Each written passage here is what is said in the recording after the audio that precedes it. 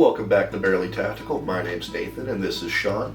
And with the coming of the new year, we decided to launch a new segment, Top 5 Guns. So, our very first list is going to be top 5 firearms that every Canadian owns, and we thought we would start with a Cooey 22. Now, this is the Model 39. It could be any 22 rifle. You could have had a rich father, or even just a father, who had a 22 repeater or a lever gun or something like that, but this is what I had. This is the Cooey 39, it's the youth model, and basically every Canadian has a 22, we feel, firearms owners obviously. Whether There's it's some non-firearms. No.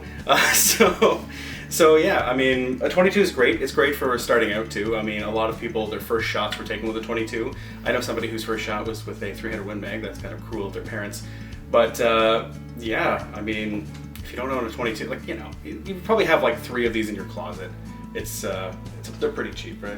No, honestly, if you're building a lean-to in your backyard, you have a stick the right length, like this works. Like, they're available, they're cheap, everyone has one. Yeah. Up next, we have the 12-gauge shotgun.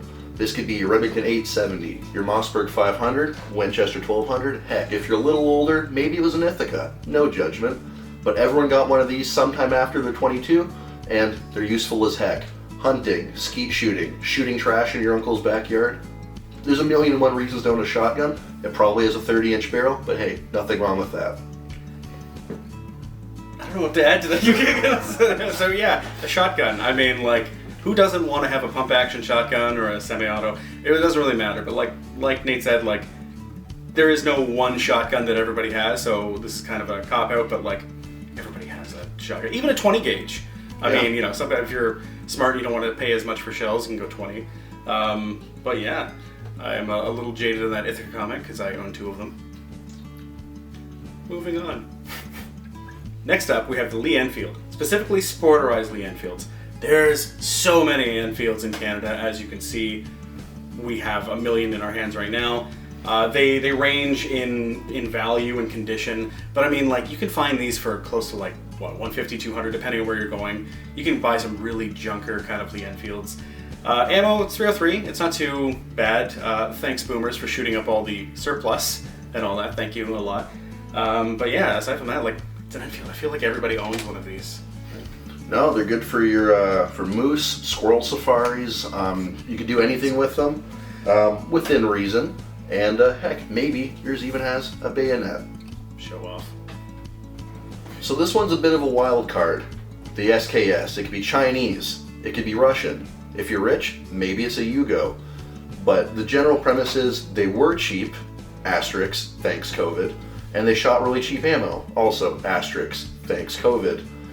Short, fun, blast trash with it, go out in the woods. Some people even hunt deer with it, if that's your angle. Yeah, and I mean, like, when we're looking at semi-automatic rifles in Canada, we're not really spoiled for choice, especially now. But I feel like this was, especially when they were like $200, this was kind of like the rifle. You grab an Archangel stock if you want to go more a little tactical and stuff like that. But I mean, as is, they're fun. You're not going to be winning any accuracy or marksmanship tournaments with them, but I mean, that's not really why you have an SKS in the first place. Plus, most of them have bayonets, that's cool. But yeah, I mean, it's an SKS. I'm sure if you got in before and you don't feel like paying, you know, thousands of dollars now or whatever, you probably have a few of these lying around. Absolutely. Nothing wrong with a 5 MOA pig sticker. Like, there you go. What more could you want? And for our 5th gun, we have chosen kind of a cop-out. Just a generic hunting rifle. In this case, we're kind of thinking more the beginner rifles or starter rifles. This is a Mossberg Patriot, but it could as easily have been a Savage Axis or something like that. Basically, anything under a Tikka and below, obviously. Usually going to be in 30-06, 270, you know, all the kind of common cartridges, 308. I feel like most people who get into firearms will eventually want to have a scoped rifle, whether for hunting or just sporting or something like that. But yeah, you can't really go wrong with them. No, and there's a lot of rifles in this class. Like Sean mentioned, there's the Axis, there's the Mossberg, there's the Remington 783, the Ruger American. Heck, maybe if you're a little older, you have a beat-up Model 70. They all kind of do the same thing. And they work. Another nice thing about these starter rifles is they're very modular. You can kind of make them to however you want. I mean, obviously you can swap out the scope if you want something a little hardier. I've put a bipod on this one because, well, they're effective and they're cool. But yeah, you can trick them out however you want. And the cool thing about this too is that it doesn't even have to be a hunting rifle per se. I mean, a lot of people just want to see a target 200 yards away and, you know, be able to put a little hole in a piece of paper. So. No, these things are great. You have stuff like the MDT chassis, you can go aluminum, you can get a cool Kydex stock made by Insert Fancy Brand. And with the new style Savage nut system, you can change the barrels out on these. Let's say you buy a 30-06, you have a lot of fun, and one day you're like, dang, I wish it was a 270.